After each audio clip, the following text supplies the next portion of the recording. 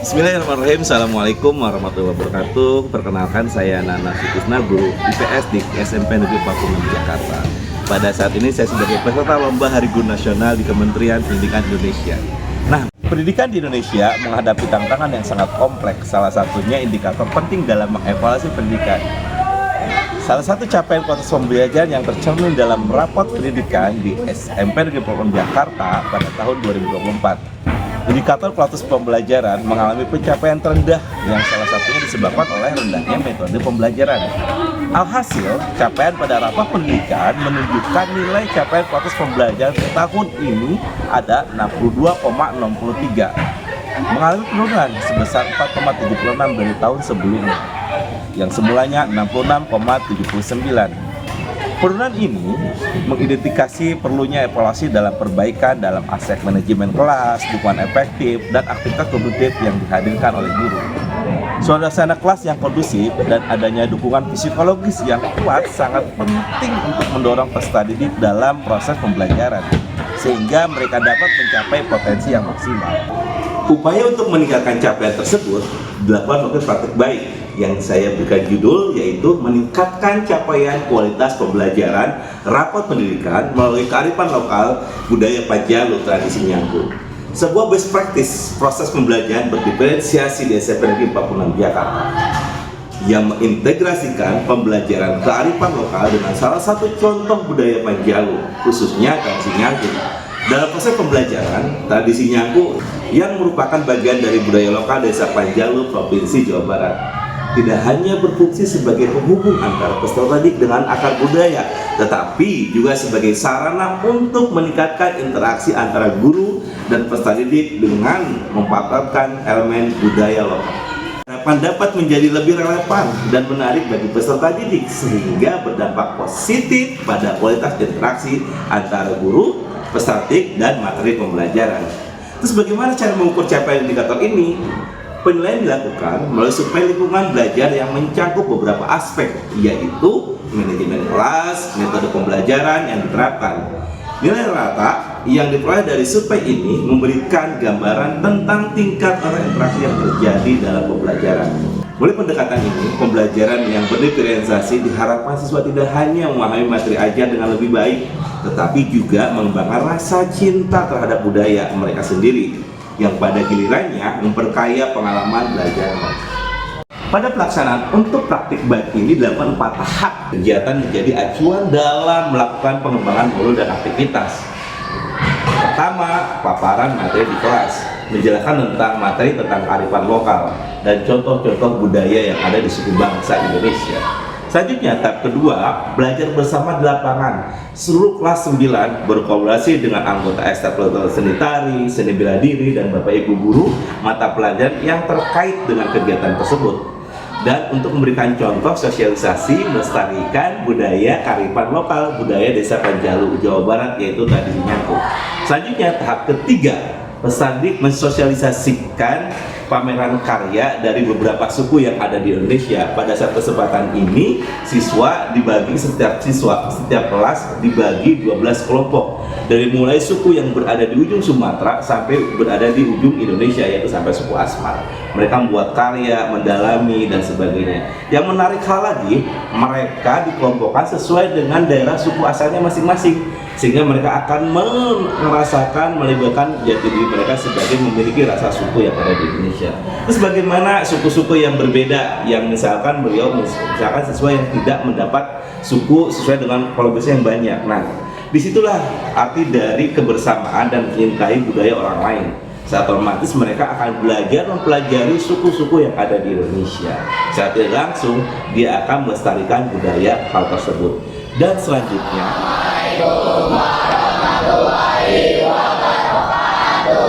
hari ini siapa yang tidak hadir?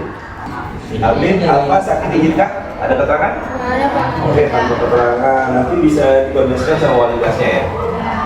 Doa terlebih dahulu kepada Ananda Makna, silakan untuk berdoa. Marilah kawan-kawan, sebelum memulai acara ini kita berdoa bersama-sama sesuai agama dan kepercayaan masing-masing. Berdoa dimulai. Yang negeriku jalani, yang masyur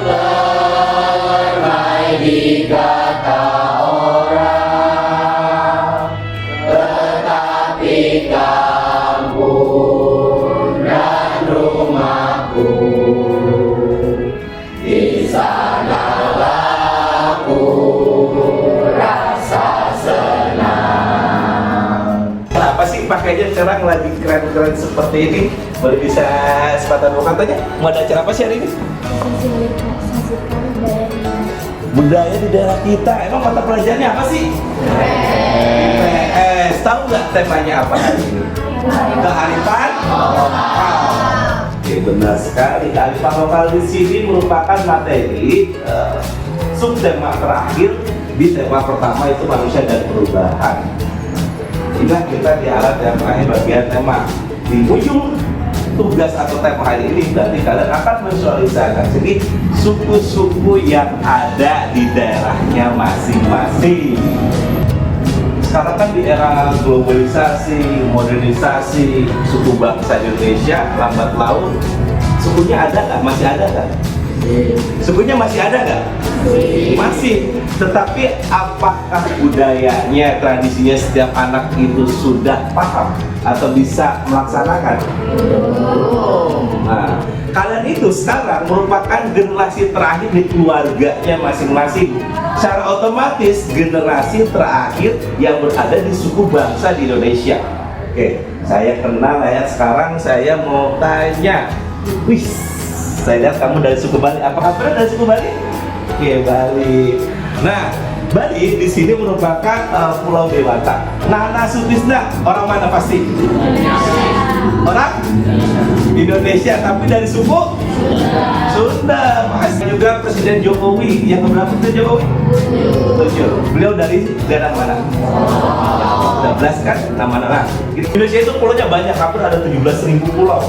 Ada suku bangsa dan bahasa sangat beraneka ragam. Cuma pada saat kesempatan kita dibagi perwakilan pulau-pulau besar yang ada di Indonesia. Gila, dari mulai Aceh, Minang, dan semua sampai nanti suku Asmat. Akan bagi kelompok terlebih dahulu. Wah, bahaya. Bagi kelompok ya. Bagi kelompok terlebih dahulu. Nanti kalian duduknya sesuai dengan daerahnya masing-masing. Nah, pada saat kesempatan ini saya pakai rapok. Dari mulai tim 1 ada Hafna, mana Hafna? Oke, dia dari suku Aceh itu. Dan selanjutnya di sini yang pertama tim 1 Aceh, tim 2 berkaitan dengan suku Medan atau Batak, tim 3 berkaitan dengan suku Padang, tim 4 suku Baduy, tim 5 suku Sunda, tim 6 suku Betawi. Silahkan kalian pindah sesuai dengan kelompoknya masing-masing. Sudah, next. Suku Padang, oke. Suku Baduy. Suku apa nih? Jawa. Selanjutnya suku Dayak.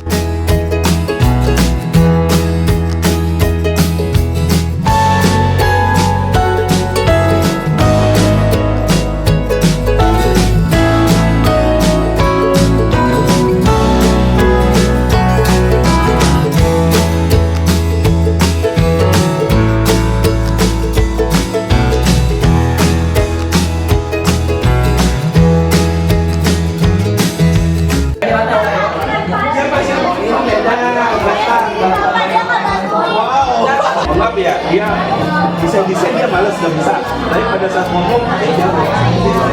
Ya, tapi sebetulnya boleh saya tahu nggak kendala apa sih yang pada saat pembuatannya yang lebih susah membuat ini?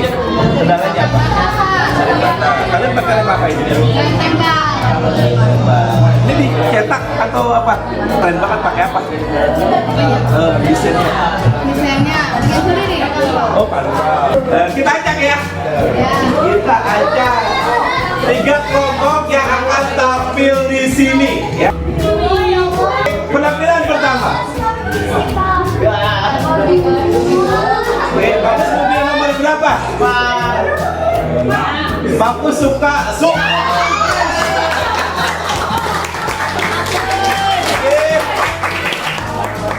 Yes, yang akan tampil pertama, silakan untuk menempati posisinya. Yang semua ya. Sengaja kalian dibaginya tidak di sebelumnya tapi sekarang. Assalamualaikum warahmatullahi wabarakatuh. Hai semuanya, selamat pagi. Kami dari kelas 9B dari kelompok suku adat Bugis ingin mempromosikan kearifan lokal dengan tema identitas bangsa.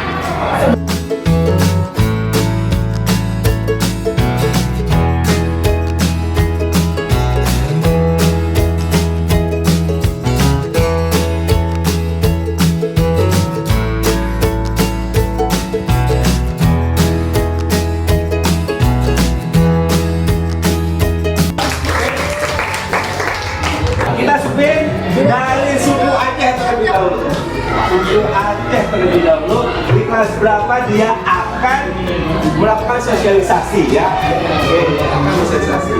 Oke. Saya kasih sini deh yang lebih karena dia yang ahli kelompok. Saya kasih. Ini untuk suku Aceh. Ditekan. Oke, klik. Wah, Aceh disuruh di kelas. Berapa Aceh?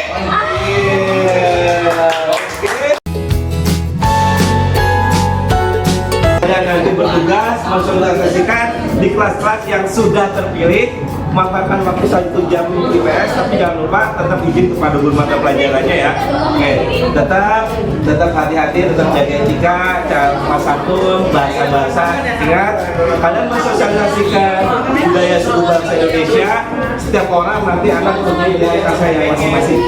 Upacara adat Nyangku merupakan tradisi Nyangku. Pertama saya berasal di Jawa Barat. Secara tidak langsung saya membaca referensi yang ada materinya tentang adat Nyangku. Dan kebetulan saya berasal dari materi referensi kementerian, dapatlah tradisi Nyangku berupa dan beberapa video-video dari website dan link YouTube dari Desa Panjalu. Nah, upacara adat Nyangku merupakan upacara adat yang telah ada sejak zaman Kerajaan Panjalu. Hingga kini upacara tersebut secara rutin dilaksanakan tiap tahun oleh masyarakat Panjalu. Karena masyarakat Panjalu menganggap upacara adat tersebut memiliki nilai-nilai yang baik bagi kehidupan mereka, di samping melestarikan tradisi leluhur. Tujuan upacara ini yaitu membersihkan benda-benda pusaka yang berada sebagai bentuk penghormatan terhadap leluhur Panjalu yang telah menyebarkan agama Islam. Lebih jauh lagi, upacara ini merupakan waktu untuk berpikir dan mengevaluasi diri dengan cara mengkritisi diri sendiri, mengakui perbuatan-perbuatan yang tidak sesuai dengan norma adat dan norma agama dalam upaya menjadi pribadi turunan Panjalu yang lebih baik lagi sebagai simbol membersihkan diri. Proses persiapan dan pelaksanaan upacara adat Nyangku ini mengandung nilai-nilai budaya yang luhur, yaitu nilai kebersamaan, kekeluargaan, sosial, gotong royong, religi, keteguhan dan penghormatan kepada leluhur dengan senantiasa setia kepada pakem.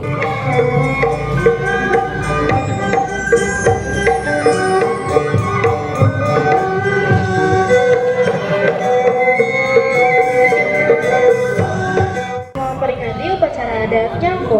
Enggak, itu keterangan. Kira-kira upacara adat Nyangku itu apa? Terus asalnya dari mana? Nyangku itu awalnya berasal dari kata Yangko yang berasal dari bahasa Arab yang mengartikan membersihkan.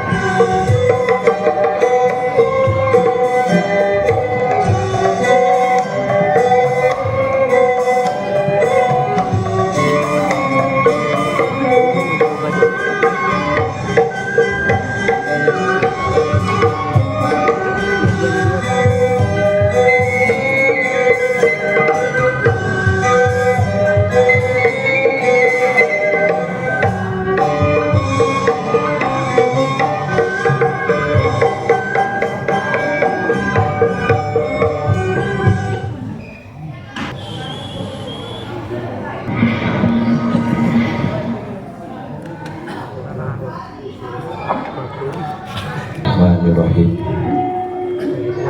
Assalamualaikum warahmatullahi wabarakatuh. Alhamdulillah wa syukurillah wa ni'matillah. La hawla wa la quwwata illa billah. Allahumma shalli ala sayyidina Muhammad wa ala sayyidina Muhammad.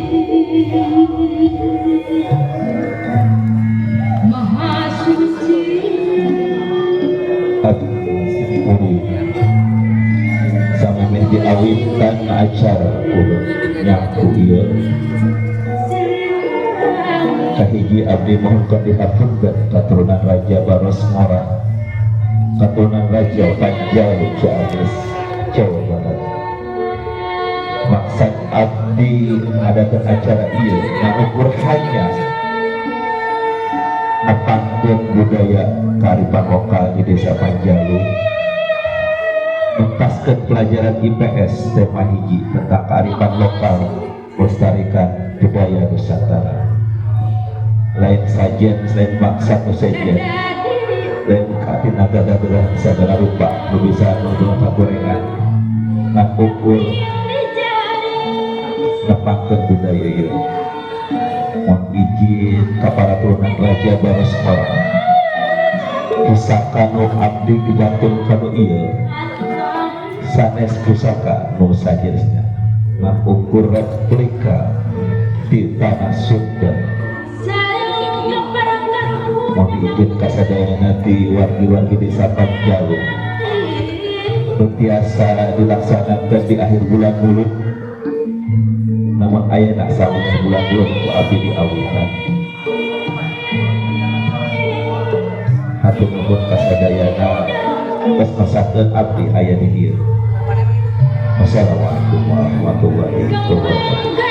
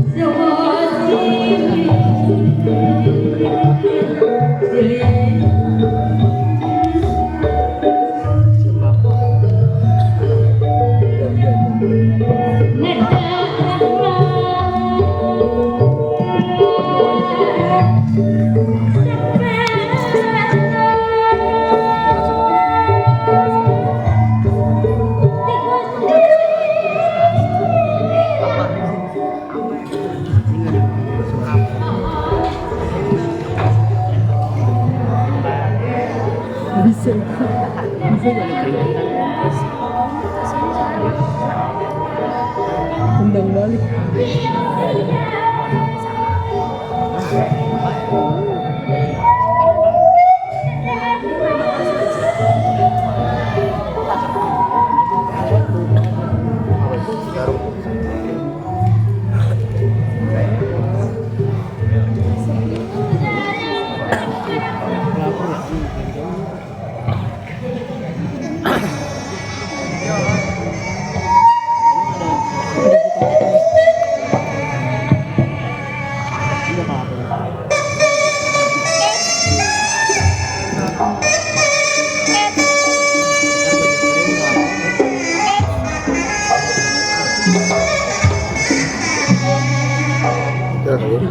Gerakan ini merupakan jenis serangan umum 2 dalam PSSD KK Elang Sungai.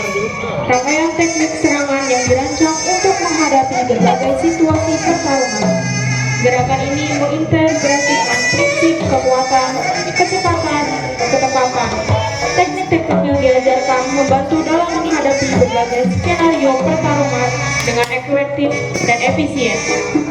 Mencangkup kemampuan untuk menyerang dengan presisi, menghindari serangan lawan, dan memanfaatkan posisi tubuh dengan optimal.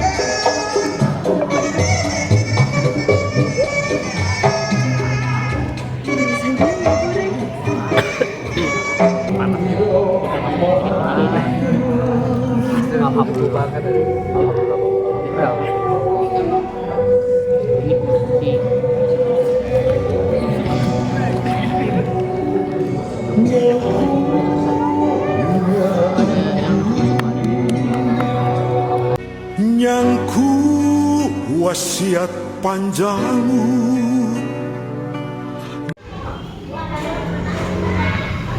Tahap ketiga, sosialisasi kearifan suku-suku di Indonesia yang dilakukan oleh peserta didik. Di kelas bertujuan untuk menanamkan pemahaman yang mendalam tentang keberagaman budaya yang ada di Nusantara. Melalui kegiatan ini, diharapkan peserta didik dapat mengenal dan memahami nilai-nilai luhur yang terkandung dalam adat istiadat, tradisi, kebiasaan berbagai suku bangsa Indonesia. Sosialisasi ini juga bertujuan untuk menumbuhkan rasa cinta tanah air, kebanggaan terhadap identitas bangsa, serta membangun sikap toleransi dan penghargaan terhadap perbedaan budaya. Inilah karya-karya peserta didik yang bisa kita adopsi dari mulai suku yang ada di Indonesia, mulai dari Sumatera sampai dengan Asmat. Di sini ada suku Jawa, suku Batak, Bali, Aceh, dan sebagainya. Kita salutna. Halo semuanya, aku Marwan Aisyah Malaysia. Aku Marwa Eskimau Indonesia. Pada kesempatan yang indah ini, kami akan menceritakan kearifan lokal dari Sumatera Utara, yaitu Batak. Yang pertama ada rumah bolon. Rumah bolon adalah rumah tradisional Batak dan kini rumah bolon dilestarikan sebagai warisan budaya di Sumatera Utara. Sekarang aku akan menunjukkan beberapa bahasa Indonesia yang akan diterjemahkan ke bahasa Batak. Nanti kalian boleh ikut ngomongin ya. Nanti ini juga kalian harus ngomongin baik-baik. Nanti aku bakal ngadain 2 pertanyaan, 3 pertanyaan. Nanti yang bisa jawab aku bakal kasih band-band. Yang pertama ada iya. Iya dalam bahasa Batak adalah oh. Ikut ini guys. Iya dalam bahasa Batak adalah oh. Dalam budaya Jawa, khususnya di Solo, tiap suku adat memiliki makna yang mendalam, terutama dalam konteks arsitektur. Rumah adat Jawa yang dikenal sebagai Joglo memiliki 4 tiang suku yang disebut Songko Guru. Tiang-tiang ini menandai pusat-pusat rumah dan menjadi simbol keseimbangan dan harmoni baik dalam hubungan sosial maupun spiritual. Keempat, tiang tersebut sering diartikan sebagai 4 penjuru mata angin yang harus dijaga agar kehidupan tetap seimbang. Nilai filosofi, tiang suku juga melambangkan prinsip dasar kehidupan orang Jawa, yaitu ajaran untuk memiliki urip sing kokoh atau kehidupan yang kuat, dan tempo selio atau toleransi dan tegang rasa terhadap orang lain. Berdasarkan sejarah, rumah tinggal orang Jawa dikategorikan menjadi 4 macam, yaitu bentuk menggape, bentuk kampung, bentuk hematan, dan bentuk joglo. Materi kedua ya, yaitu perilaku. Di zaman modern sekarang, pasti kita masyarakat Indonesia mau sekali berkehidupan dengan praktis, yang dimana sesuai dengan perkembangan zaman. Kita pasti ambil dari salah satu contohnya misalnya transportasi. Nah di sini pasti kalau kemana-mana pakai motor kan, pakai motor, pakai mobil, berpergian dengan jarak jauh. Karena di sini udah ada motor, mobil, dan juga mobil bisa masukkan ke area kota-kotaan. Tapi tidak dengan suku Baduy, karena suku Baduy itu terletak di pedalaman. Sangat sulit sekali mobil masuk, sehingga masyarakat di sana tidak melakukan modernisasi itu. Jadi masyarakat di sana mempunyai peraturan. Yang pertama, tidak membolehkan mempunyai alat modern, salah satunya motor. Nah, bingung dong kita mau pergian kemana? Nah, jadi masyarakat Baduy dengan sekali berpergian dari jarak ke satu, jarak kedua yang walaupun cukup jauh, itu dengan berjalan kaki tanpa alas kaki. Jadi pure bahasa kita sekarang nyepet. Seperti aku dan Khaira dan Kadani sekarang tidak menggunakan alas kaki maupun sendal ataupun sepatu. Ada rahasianya ternyata di masyarakat Baduy. Rahasia untuk kuat bertahan berjalan selama berjam-jam ataupun belasan jam itu karena mereka memang dari awal sudah berjalan kaki. Yang pertama faktornya itu, dan yang kedua mereka mempunyai ramuan. Ada yang tahu nggak ramuannya apa? Nggak ada. Nah, jadi ramuan itu terbuat dari daun keras tulang. Indonesia maju.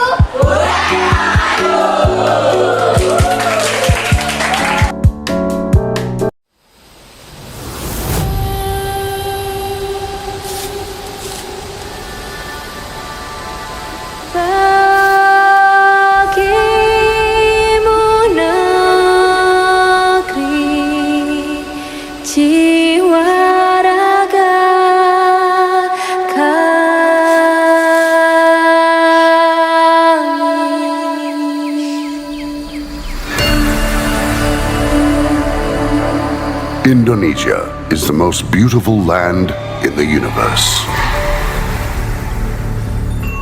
The land where we were born. The nation where we grew up. So many colors that live together in peace. With a million timeless treasures. With an abundance of natural wealth. Indonesia is not just wonderful. Indonesia is a wonderland. Kota baru dunia bermegah, bermegah, bagaimana ku di sekarang, bagaimana ku di sekarang. Bertemu lawanlah adinda, adinda imam bidadara, semalayang imam bidadara, semalayang.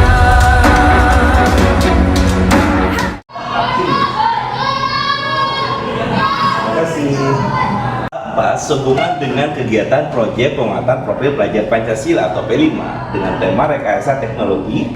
Proyek penguatan profil Pancasila atau P5 bertemakan rekayasa teknologi ini berfokus pada pembuatan produk inovatif berupa robot ondel-ondel smart. Proyek ini menggabungkan elemen kearifan lokal khas budaya Betawi dengan kemajuan teknologi modern untuk menghasilkan karya yang berfungsi sebagai media edukasi dan hiburan sekaligus sebagai upaya melestarikan budaya tradisional di Indonesia, khususnya yang ada di suku Betawi.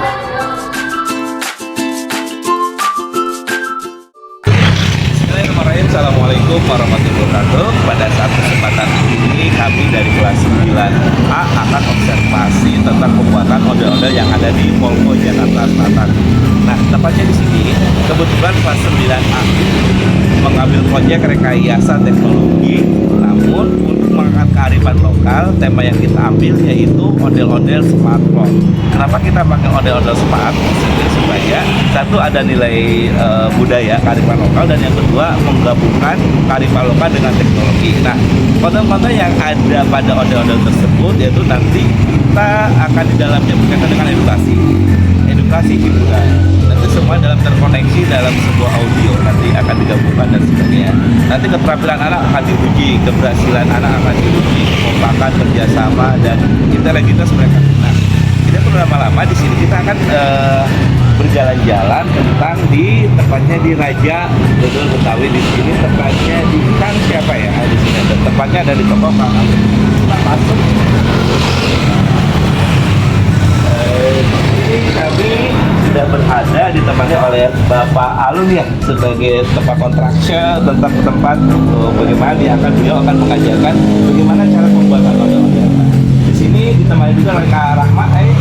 Ada Rahmat. Nah, di sini dia untuk desain badannya. Terus selanjutnya ada Jihan untuk ketua bagian apa? Pakaian atau bajunya. Di sini juga ada Kak Winnie. Nah, di sini Kak Winnie itu berkaitan dengan membuat kepala. Nah, di sini ada Scar, yaitu bagaimana konseptor membuat ondel-ondel, dan di sini tentang adanya Kalsenta, yaitu bukan baju untuk pembuatan ondel dan sebagainya. Nah, untuk supaya tidak lama-lama lagi, yuk kita akan melihat bagaimana proses pembuatan ondel-ondel dari mulai rangka sampai dengan jadinya seperti apa. Oke. Untuk pembuatan rangkaian badan ondel-ondel menggunakan bambu.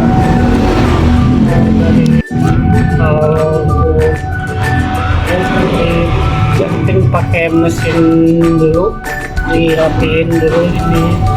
Aku boleh nanya tentang cara desain kepala ondel-ondel. Kepala ondel-ondel kalau yang kecil ya pakai bahan karet ya, spon ya. Kalau yang gede pakai fiber. Mungkin itu aja ya untuk sementara kita pembuatan ondel di sini sangat beragam. Tujuan dari kami kita untuk melestarikan budaya Betawi. Kalau bukan kita siapa lagi ya? Tapi tetap.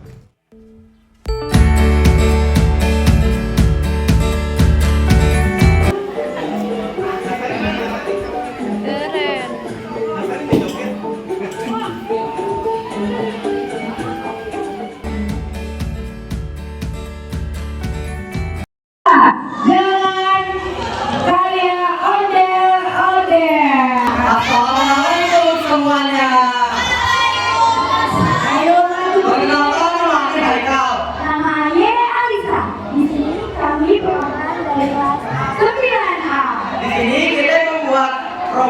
ambisius, ondel-ondel Bang. Robot ambisius? Robot apaan sih Bang? Masa ya sih nggak tahu sih? Itu loh robot ondel-ondel yang bisa berjalan. Sejak kapan ondel-ondel bisa jalan? Coba lihat di sini. Yaudah nih, sama basa-basi. Mari kita sambut robot ambisius.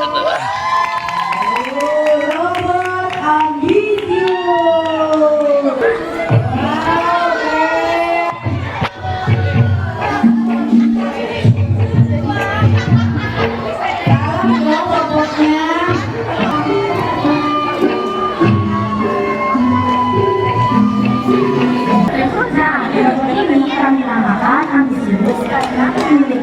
Filosofi yang sangat bermakna bagi kelas mereka, yaitu A.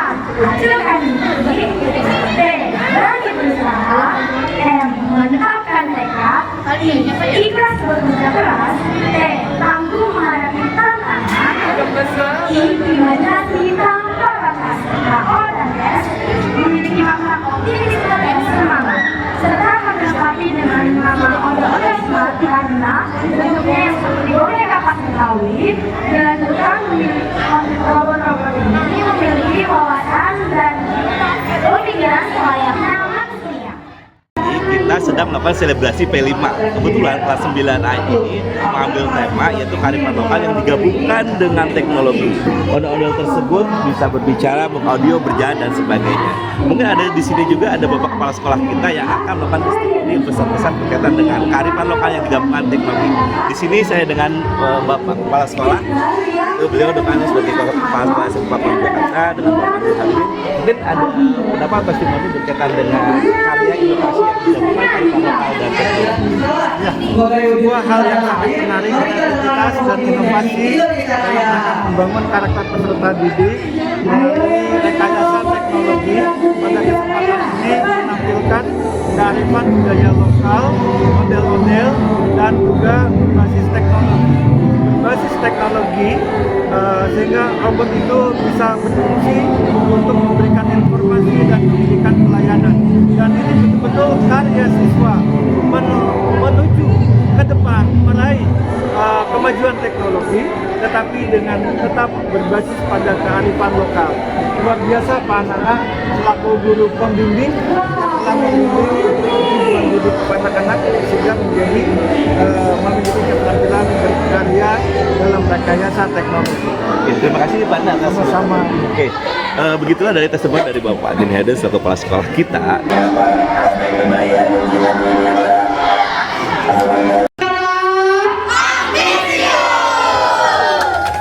Peserta didik berhasil mengembangkan keterampilan dalam bidang teknologi seperti robotika dan pemrograman, sekaligus memperkuat rasa cinta terhadap budaya lokal.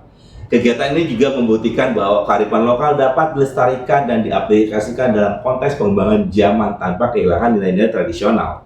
Dengan demikian, proyek ini tidak hanya memperkaya pengetahuan siswa tentang kearifan lokal dan teknologi, tetapi juga membangun kemampuan berpikir kritis, kreatif, dan kolaboratif, serta dengan profil pelajar Pancasila. Melalui kolaborasi ini, warga sekolah di SMP 56 Jakarta telah berkontribusi secara aktif dalam upaya pewarisan dan pelestarian kearifan lokal di era modernisasi dan globalisasi, sekaligus menjadi inspirasi bagi lingkungan pendidikan lainnya dalam menggabungkan budaya dan teknologi secara harmonis. Dengan kata lain, tidak ada peserta didik yang mohon maaf kurang pintar, tetapi mereka hanya kurang diberikan waktu, kesempatan, dan mendapat pelatihan yang tepat. Jadi, yuk kita sama-sama sebagai tenaga pendidik merangkul, berdiskusi dengan mereka supaya mereka tahu arah pembelajaran dan tujuan sekolah. Sehingga pada saat di generasi emas bisa mampu meningkatkan kualitas potensi yang ada dimiliki oleh peserta didik. Demikian dapat saya sampaikan, mudah-mudahan bisa bermanfaat, dan mohon maaf kalau misalkan dalam paparan masih ada kekurangan karena mungkin keterbatasan dari pengetahuan yang saya miliki. Akhir kata, terima kasih. Wassalamualaikum warahmatullahi wabarakatuh.